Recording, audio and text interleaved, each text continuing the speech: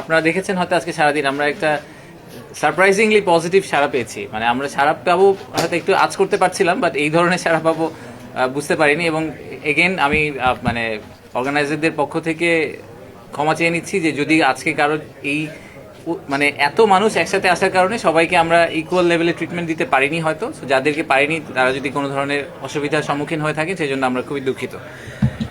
আজকে দুইটা main event ছিল। আপনারা জানেন যে একটা বড় গ্রুপ, প্রায় 60 থেকে 70 জনের একটা গ্রুপ আজকে সকালবেলা বিমানযোগে চট্টগ্রাম গিয়েছে এবং সেখান থেকে তারা কোরিয়ান ইপিজেড এবং মিরেশরাইয়ের যে economic zone, national economic zone, এই দুটো ভিজিট করেছেন।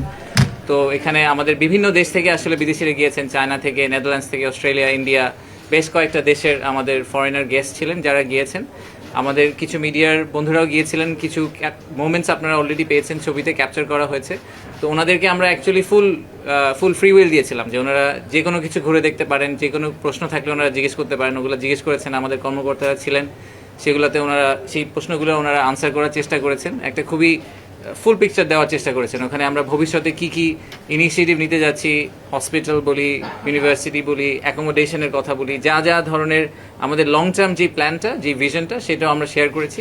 আবার একই সাথে যেসব চ্যালেঞ্জ এর মুখোমুখি আমাদের ইনভেস্টরদের হতে হয়, টিপিক্যালি যেগুলো মুখোমুখি হয়, সেগুলো নিয়েও ডিসকাশন হয়েছে। ওনাদের কাছ থেকে আমরা কিছু ফিডব্যাক নিয়েছি বোঝার জন্য যে আমরা আর কিভাবে ওনাদেরকে বেটার সার্ভ করতে পারি বা ওনাদেরকে ওই ইকোনমিক জোনগুলো বা এক্সপোর্ট প্রসেসিং জোনে ল্যান্ড করতে হেল্প করতে পারি।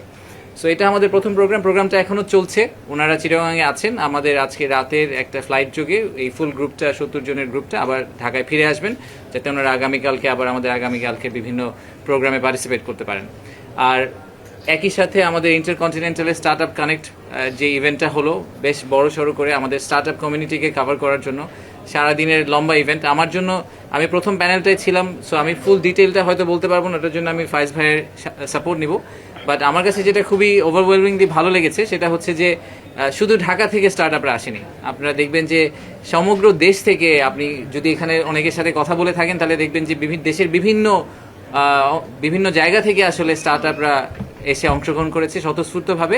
সেটা আমাদের জন্য একটা বড় পাওয়া। প্রায় 1500-র বেশি উদ্যোক্তাদেরকে আজকে আমরা এখানে পেয়েছি এবং প্রায়, if I understand it right, প্রায় 25টার চেয়েও বড়, বেশ বিদেশি গ্লোবাল বড় ভেঞ্চার ক্যাপিটাল ছিলেন, তাদেরকে অনেকে আজকে পিচ করার সুযোগ পেয়েছেন।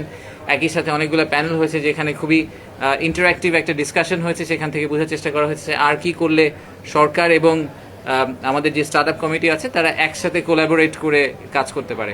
তো আমার পার্সোনাল একটা টেক, সেটা হচ্ছে যে স্টার্ট আপ ইকোসিস্টেমটাকে বিল্ড করার জন্য আসলে আমাদের সরকার থেকে স্টার্ট আপ কমিউনিটির কথাটা শুনতে হবে। আমরা সবসময় একটা ওই যে ওয়ান ওয়ে কমিউনিকেশনের দিকে চিন্তা করি যে আমরা বুঝতে পারছি যে কী করতে হবে। আসলে সত্যি কথা যে স্টার্ট আপে স্পেসে যারা কাজ করেন তারা আমাদের চেয়ে অনেক বেটার জানেন, অনেক বেটার বুঝেন। সেটা বিদেশি বিনিয়োগকারীদের কথাই বলি, আর আমরা আমাদের লোকাল যারা উদ্যোক্তা আছেন তাদের কথাই বলি। এনারা সবাই আসলে এই ইকোসিস্টেমে অনেক বেশি ইন্টিগ্রেটেড। তো ওনাদের ইন্টিগ্রেটেড ফর্মটার সাথে আমাদেরকে ওনাদের সাথে পার্টনার করতে হবে।